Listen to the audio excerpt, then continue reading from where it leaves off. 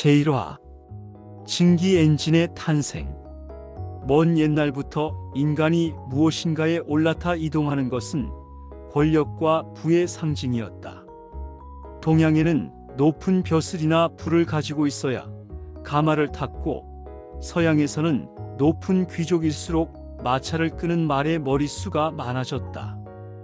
무엇인가를 타고 이동하는 것이 사회적 신분을 나타내는 것이고, 신분 상승을 바라는 이들에게는 탈 것은 선망의 대상이 되었다. 탈 것. 초기에는 이것을 인간이 인력으로 움직이게 했지만 곧 더 빠르게 이동할 수 있는 소나 말이 탈 것을 끌게 되었다. 곧 인간은 소나 말 없이 더 빠르게 이동할 수 있는 것을 꿈꾸게 된다. 1740년대 어느 날 밤, 스코틀랜드 그린옥의 바다 항구의 한 가정에서 제임스 와트의 고모인 뮤어 헤드는 차를 마시기 위해 물을 넣은 주전자를 끓이고 있었다. 주전자에 열이 가해져 물이 끓자 수증기로 인하여 주전자의 뚜껑이 움직이기 시작했다. 마침 어린이였던 와트는 지나가다 물주전자의 뚜껑이 움직이는 것을 보고는 뚜껑을 유심히 쳐다보며 뚜껑을 만지작거리고 있었다. 와트가 1시간 정도 지나도 그런 행동을 보이자 뮤어 헤드는 어이없다는 표정으로 와트를 나무라기 시작한다. 제임스 와트, 너는 어쩌자고 1시간 동안 주전자만 뚫어지게 쳐다보고 있니? 어머니가 내준 숙제는 다 한 거니? 와트는 이렇게 주전자 증기와의 첫 만남을 계기로 훗날 증기 엔진을 만들었다고 대다수의 사람들이 알고 있지만 사실과는 많이 틀리다. 이미 영국의 토머스 뉴커먼이 발명한 증기 엔진은 와트의 증기 엔진이 나오기 50년 전부터 영국의 탄광에서 지하수를 퍼올리는데 널리 쓰이고 있었다. 어린 시절 제임스 와트는 그래머 스쿨에서 라틴어, 그리스어, 수학을 배웠다. 또한 그린옥의 회계사이자 하급 판사이며 조경과 건축 사업을 하는 아버지의 작업장에서 기중기와 배럴 오르간과 같은 모형을 만들었다.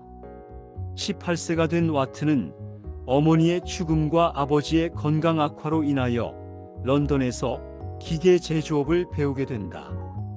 와트는 열심히 기계 제조업을 배워 기계공으로 일하려 했지만 당시 런던의 기계 제조조합에서 와트의 개업을 방해를 해 결국 개업을 하지 못하게 된다. 와트는 좌절하지 않고 런던의 한 화학기구 제조사에서 1년 동안 일을 배운 후 1757년에 런던으로부터 북서쪽으로 약 330km 떨어져 있는 항만도시 스트레스클라이드 주위 글래스고로 갔다. 여기에서 와트는 1451년 설립되고 학문적 수준이 높은 글래스고 대학 내의 실험기구 제조, 수리점을 개업하였다. 그는 가게에서 사분해, 컴퍼스, 눈금자 등과 같은 수학도구를 만들고 대학 내의 기계들을 수리하면서 많은 과학자들과 친구가 되었다. 시간이 흐르자 와트의 뛰어난 실력과 성실함을 인정받아 글래스고 대학에서 대부분의 기계 수리를 하게 된다. 1763년 와트에게 운명적인 사건이 발생하게 되는데 글래스고 대학의 존 앤더슨 교수로부터 뉴커먼 증기 엔진을 수리해달라는 의뢰를 받게 된 것이다. 즉 1763년 이전까지 와트는 증기 엔진을 접한 적이 없었다. 청년 시절 런던에서 배웠던 기계에 대한 지식과 당시 글래스고 대학의 첨단 기계를 접했던 와트는 뉴커먼 증기 엔진의 구조를 풀어본 후 고장의 원인을 발견하여 수리했지만 이 기관의 에너지 낭비에 충격을 받았다. 뉴커먼 증기 엔진은 에너지의 1% 정도만을 동력으로 바꿀 수 있었다고 합니다. 제임스 와트는 이후 증기 엔진에 흥미를 가지고 좀 더 효율적인 증기 엔진을 만들기 위해 열과 힘의 관계를 연구하였다. 뉴커먼의 증기 엔진으로 인하여 증기 엔진에 눈을 뜬 와트는 글래스고 대학의 물리학 교수 조세프 블랙에게 연력학에 대해 배울 기회가 있었고, 물리학 실험의 수업용 뉴커먼 증기 엔진의 모형을 계속 연구함으로써 이제껏 증기 엔진의 문제점, 개량해야 할 부분을 정확히 파악하게 되었다. 그리고 뉴커먼의 증기 엔진보다 더 효율적인 증기 엔진을 만들 수 있는 분리복수기라는 발명을 하게 된다. 뉴커먼 기관의 최대 단점은 잠열의 손실이므로 실린더와 연결되지만 따로 떨어진 실에서 응축이 이루어져야 함을 알아낸 것이다. 잠열, 숨은 열이라고도 합니다. 온도의 변화 없이 물질의 물리적 상태가 변화할 때 물질이 흡수하거나 방출하는 에너지의 양을 말합니다. 처음에는 실패를 거듭하였고 보급에도 어려움이 많았으나 시일이 지나 와트는 향후 와트의 증기 엔진의 시초가 되는 초기 모델을 설계하여 글래스고 대학의 한 구석에서 개인 사비를 털어 기계를 제조 조립하기 시작했다. 그리고 1765년 어느 날 오후 와트의 초기 증기 엔진 모델은 요란한 소리와 함께 동작하기 시작했다. 사람들은 처음에 시끄러운 소리로 움직이는 기계를 보고 기겁을 했으나 곧 새로운 형태의 증기 엔진임을 확인하고 구경하기 시작했다. 마침 와트가 초기 모델을 시험하는 날에 영국의 글래스고에는 한 젊은 청년이 간편한 여행 차림으로 시내를 구경하고 있었다. 한참을 구경하다 글래스고 대학 근처에 이르자 어디선가 날카로운 바람 소리를 듣게 되었다. 마침 근처의 사람들도 이 괴상한 소리의 진원지를 찾아 이동하고 있었고, 이 청년도 그 소리의 정체를 알고 싶은 호기심에 사람들 속에 섞여 이동하였다. 그곳에는 연신 날카로운 소리를 내며 커다란 기계가 작동하고 있었다. 젊은 청년은 신기한 듯이 기계를 보며 주변에서 기계에 대해 아는 듯한 중년의 남자에게 물어보았다. 실례합니다. 대체 저 커다란 기계는 무엇입니까? 그러자 그 사람은 친절하게 웃으며 대답해 주었다. 저것은 증기 엔진이라는 것이네. 내가 보기에는 현존하는 증기 엔진 중에 가장 개량된 것이 아닐까 한다네. 현재 증기 엔진은 탄광에서 물을 퍼올리는 기계로 쓰이고 있는데 내가 보기에 저 증기 엔진은 좀 더 효율적으로 보이는구먼. 청년은 고개를 끄덕거리며 그 기계를 만든 와트를 쳐다보며 생각에 잠겼다. 저것은 흥미로운 기계로군.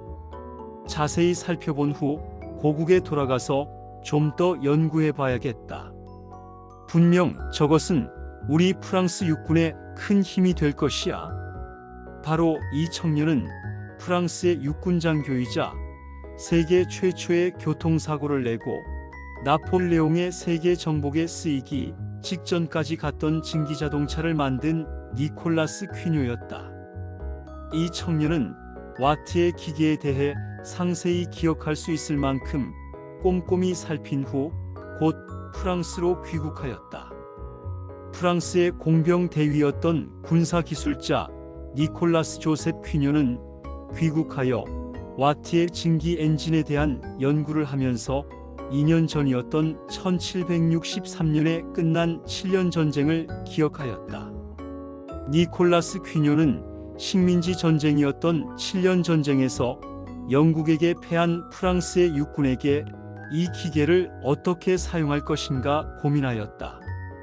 그러던 어느 날 니콜라스 퀴뇨는 육군 훈련소에서 홀로 길을 걸으며 고민을 하고 있었다. 과연 그 증기 엔진을 이용하여 무엇을 만들어야 군 전력의 보탬이 될 수 있을까? 그는 이러한 고민을 하며 걷고 있을 때 멀지 않은 곳에서 대포를 이끄는 병사들의 모습을 보게 되었다.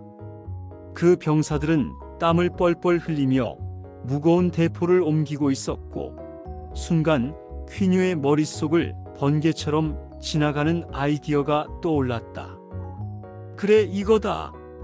그 후 퀴뇨는 4년의 연구와 노력 끝에 1769년 대포를 견인할 수 있는 증기 자동차를 파리 시내에 있는 자신의 공작실에서 마침내 발명했다.